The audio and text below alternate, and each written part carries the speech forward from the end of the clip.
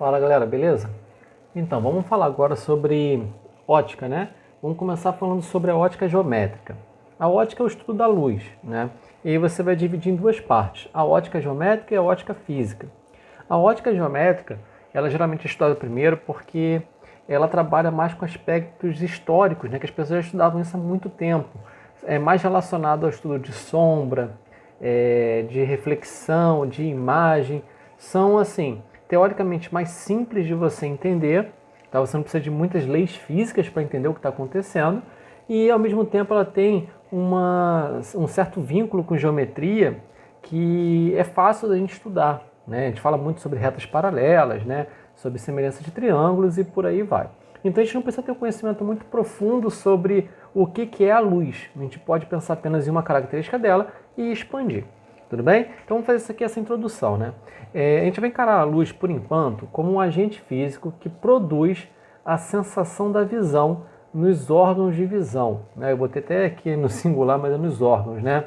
Ou seja, a gente vai encarar apenas como é uma coisa que, quando bate no olho de uma pessoa, produz a sensação da visão, ok?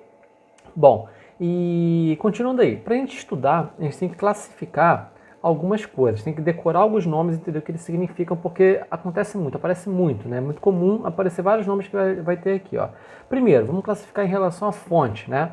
A fonte de luz é aquilo que está mandando luz, está emitindo luz. Aí a gente vai classificar como uma fonte primária ou secundária. A fonte primária é aquela que emite a luz própria, tipo uma lâmpada quando está acesa, né? A chama de uma vela, o sol e qualquer outra estrela e por aí vai. Se você pegar uma barra de ferro e colocar na fogueira, depois de um tempo ela fica vermelhinha, né? Ela também vai ser uma fonte primária. Se ele emite a luz própria, é uma fonte primária. Secundária, ela vai enviar a luz que ela recebe de outro corpo, tá? Ela não emite a sua própria luz, né? Ela vai enviar essa luz que ela vai estar recebendo depois, não é ela que está produzindo, né? Então, exemplo, a lua, um copo, a nuvem, essencialmente qualquer coisa que não é uma fonte de luz primária é uma fonte de luz secundária, tudo bem? Geralmente você vai ver por causa de uma reflexão, né? A luz ela vai bater em um objeto e vai refletir. Ela não está emitindo a própria luz, ela vai estar geralmente refletindo, ok?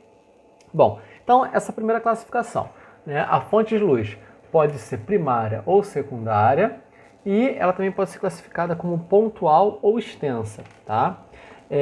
Pontual ou pontiforme são sinônimos aí, é quando as dimensões da fonte elas são irrelevantes comparadas às distâncias, tá? Ou seja, não significa que ela é pequena. Por exemplo, imagina uma estrela tipo Antares, uma estrela muito grande, maior do que o Sol. Só que quando você olha para ela no céu noturno, né, você vê ela como se fosse um pontinho.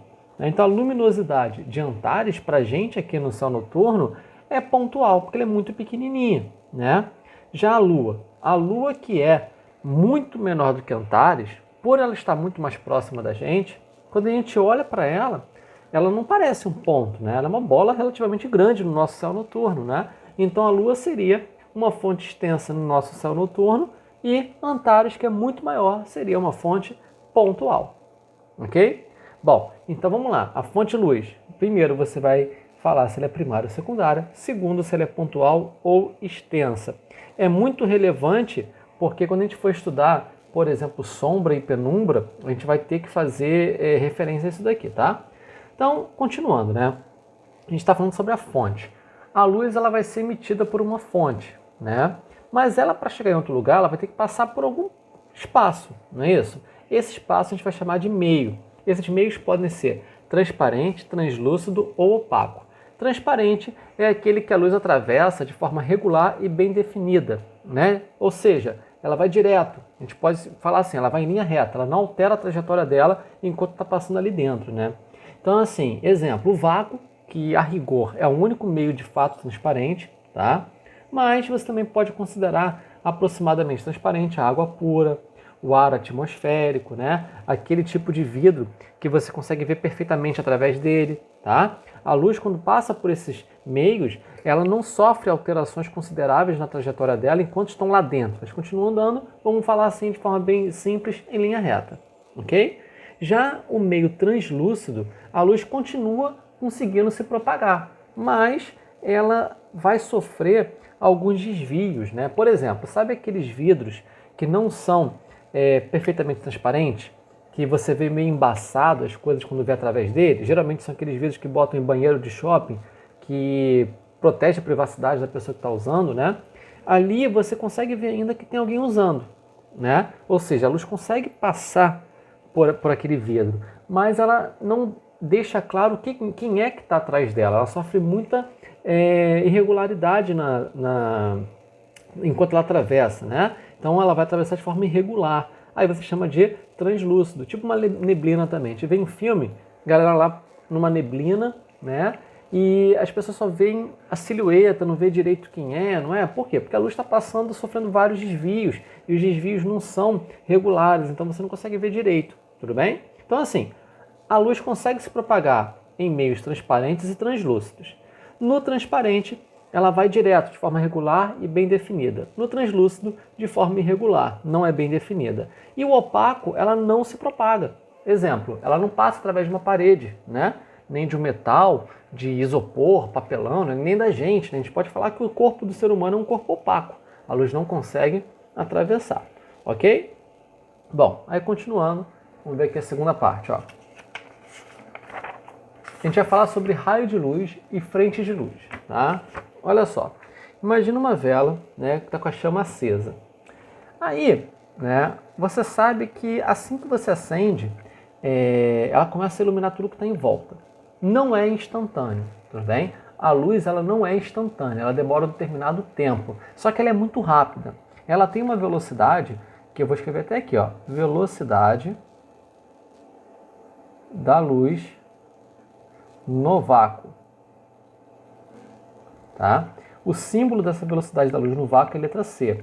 E ela é aproximadamente 3 vezes 10 elevado a 8, né, metros por segundo. Né? Isso aqui é mais ou menos 300 mil quilômetros por segundo. É muita coisa. Tá? Ou seja, ele é muito rápida. Para efeitos humanos, né, assim, a gente acha que é instantânea, mas não é. Tá? Então imagina o seguinte, ó, aqui tem um determinado ponto. Aí eu liguei a vela é ótimo, eu liguei a lâmpada, por exemplo, ou acendi a vela. A luz que essa vela, a chama da vela vai estar sendo emitida, não chega nesse ponto instantaneamente, ela vai demorar um tempo, né? Então eu vou representar, tá? Como se fosse essas bolinhas assim, ó, né? Ó, ela primeiro chegou aqui, depois ela veio até aqui, né? Porque ela está se espalhando em todo o espaço, né? Ela está indo para a direita, para cima, para um lado, para o outro, ela se propaga em todas as 3 direções, não é isso? E depois continua vindo para cá e por aí vai, né? Ela se comporta aqui como uma onda, né? Então olha só, e está indo. Chega uma hora que ela vai chegar nesse ponto, não é isso? Bom, só que aí, assim que ela chega, a primeira parte da luz que chega aqui, a gente vai falar que é uma frente de luz. Ou seja, a frente de luz, ela separa a região que a luz já chegou da região que a luz não chegou ainda. Então, por exemplo, ó, aqui a luz não chegou ainda, nesse instante, né? Para cá, a luz já chegou. Então, isso aqui é uma frente de luz. É claro que quando ela estava, por exemplo, aqui, nesse outro ponto verde, ó, né, imagina assim, ó, a primeira parte da luz que chegou aqui. Então, essa parte toda aqui era uma frente de luz. Tá? Ou seja, não é apenas o pontinho, é toda essa região aqui. Ó. É onde a luz estaria chegando, né, no instante que ela está passando nesse ponto. Então isso aqui tudo seria uma frente de luz. Né? Mas depois que ela passa por aqui e chega, por exemplo, aqui, esse ponto já deixou de ser uma frente de luz. Né? É apenas onde ela está chegando pela primeira vez. Tá? E para facilitar o nosso trabalho, tá? Nossos cálculos e por aí vai, a gente vai simplesmente falar em raio de luz. O que é raio de luz? É a direção que ela vai estar se propagando. Ou seja, a gente vai desenhar como setinhas, tá? Então, por exemplo, se estou falando que a luz está vindo daqui até aqui, eu vou representar com um raio de luz. Ó. Pronto, isso aqui é um raio de luz. O raio de luz ele não existe na vida real, tá? Ele não existe. A frente de luz existe, mas o raio de luz não existe, ok? A gente apenas coloca uma seta para indicar a direção que ela vai estar se propagando para facilitar a nossa vida. Só isso, ok? Bom, e aí vamos falar também sobre o plural, tá? Como assim plural? Quando você imagina um raio de luz, você fala que é um feixe de luz. São várias indo. Então, por exemplo, ó, aqui tem mais um raio de luz vindo para cá, né? São vários, né? Quando a gente olha de forma macroscópica, assim, a luz iluminando, são infinitos que você vai visualizar aí, né? Então, olha só, isso aqui é um feixe de luz, tá? São vários raios de luz juntos, né? Então, é o plural do raio de luz aí, o feixe de luz. E aí você vai classificar eles como divergente, convergente ou paralelo, né? Como o próprio nome sugere. Divergente, olha só. Imagina que aqui tem uma fonte de luz, eu vou escrever aqui F, uma fonte pontual. Ela está mandando os raios de luz, ó, e cada um desses raios de luz está indo para uma direção diferente. E elas não se encontram, né? Se você der continuidade aqui a esses raios de luz, ó, elas não vão se encontrar. Então você fala que isso aqui são o quê? É um feixe de luz divergente, não se encontra. Já o convergente, imagina que tem aqui uma fonte de luz extensa, está mandando nessas direções aqui, ó, né? Quando você tem uma situação dessa, que os raios de luz eles tendem a se encontrar em um determinado instante, né? Você fala que eles estão convergindo, então um feixe de luz convergente. E se eles nunca se encontram, né? É porque eles são, ó, imagina que aqui tem uma fonte de luz, ó, vamos botar até extensa aqui. E se eles estão indo direto e nunca se encontram, né? É um feixe de luz o quê? Paralelo. Tudo bem? E aqui é uma nota muito importante, tá? Na Terra, os raios de luz do Sol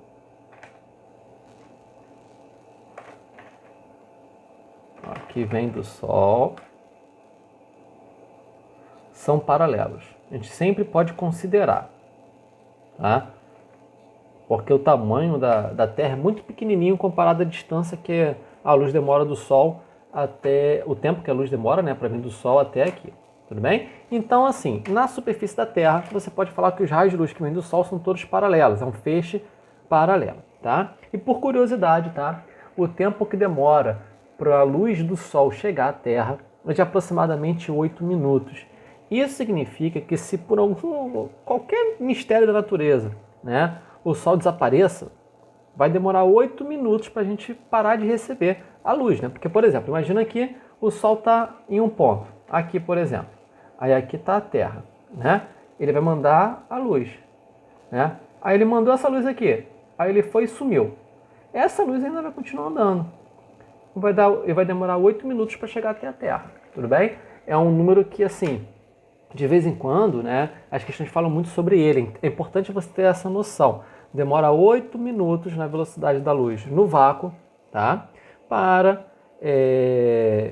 a luz ir do Sol, né, até a Terra. Então você consegue até descobrir qual é a distância do Sol até a Terra em média, né? Porque ó, 8 minutos são quantos segundos, né? Aí você converte, passa para segundo. Você já sabe que a velocidade da luz no vácuo é essa daqui. Então, por uma fórmula de velocidade média, você descobre qual é a distância que tem da Terra, né, até o Sol, tá? Em média. Lembrando que é sempre em média. E você vai reparar também que aqui está escrito, ó, velocidade da luz no vácuo. Por que isso? Porque a luz ela se propaga com diferentes velocidades, tá? A luz na água tem uma velocidade, a luz no diamante tem outra velocidade e por aí vai. A única luz que é fixa, a velocidade que é fixa, que você tem que saber de cabeça, é essa daqui, né? A velocidade da luz no vácuo é aproximadamente 3 vezes 10 elevado a 8 metros por segundo. Isso aqui é uma constante, tá? A velocidade da luz no vácuo nunca muda, é um valor fixo, só que ele é um pouco quebrado, então a gente aproxima para esse daqui, ok?